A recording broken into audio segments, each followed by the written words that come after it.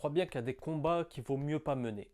On fait le tour de l'actualité du vendredi 16 mai 2025. Le ministre de l'Intérieur Bruno Retailleau a reçu ce matin les patrons de la crypto-monnaie pour voir comment gérer leur sécurité. Ça fait suite aux nombreux cas d'enlèvement et de demande de rançon qu'ont subi soit ses patrons, soit des membres de leur famille. Ce même Bruno Retailleau est en compétition ce dimanche face à Laurent Wauquiez pour devenir président du parti Les Républicains. Qui s'en fout? 750 €. C'est le montant de l'amende que peut te mettre la SNCF parce que tu n'as pas mis d'étiquette sur ta valise. Tu vois ces étiquettes dont tout le monde s'en fout. Personne met d'étiquette. Et bien depuis début avril, ils peuvent te mettre une amende de 750 €. La dernière fois que j'ai pris le train, il y a un mois, les contrôleurs ont fait un appel dans le train pour dire à qui est la valise de telle couleur située telle voiture. Je me suis déplacé, j'ai dit que c'était à moi. Ils m'ont dit il faut une étiquette. Mettez l'étiquette maintenant. Je leur ai demandé pourquoi. Ils ont dit que c'était obligatoire.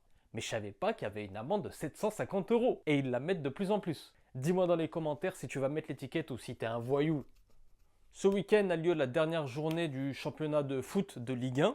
Et cette dernière journée a pour vocation de lutter contre l'homophobie avec un maillot dédié. Et comme tous les ans, il y a forcément un ou deux joueurs qui ne veulent pas le porter et ça fait polémique. J'ai pas envie de défendre ces joueurs. Je les connais pas. Peut-être qu'il y en a qui sont homophobes, mais il y en a, et ils l'ont dit dans les médias, qui subissent des pressions de la part de leur famille. Ces joueurs sont généralement africains et ils disent que s'ils portent ce maillot qui valide l'homosexualité, quand ils vont rentrer au pays, ça va être très compliqué pour eux. Ou alors ça va être très compliqué pour leur famille, au quotidien, sur place. Donc avant de tirer sur ces joueurs, venez on se renseigne et on se juge pas tout de suite. Aujourd'hui a lieu à Marseille devant le stade Vélodrome la commémoration, je sais pas si on dit, l'inauguration d'une statue de Bernard Tapie commémorant la victoire en Ligue des Champions en 1993. Je trouve ça bien moi. 2 semaines avant que Paris gagne sa Ligue des Champions, Marseille aimerait toujours rappeler qu'ils seront à jamais les premiers. Et ça date 1993, mais tu vois un truc qui date d'il y a encore plus longtemps? Roland Garros commence lundi et la dernière fois qu'un joueur français a gagné Roland Garros, c'était en 1983. C'était Yannick Noah. Et on reste dans le même délire de sa date qu'un Français n'a pas gagné.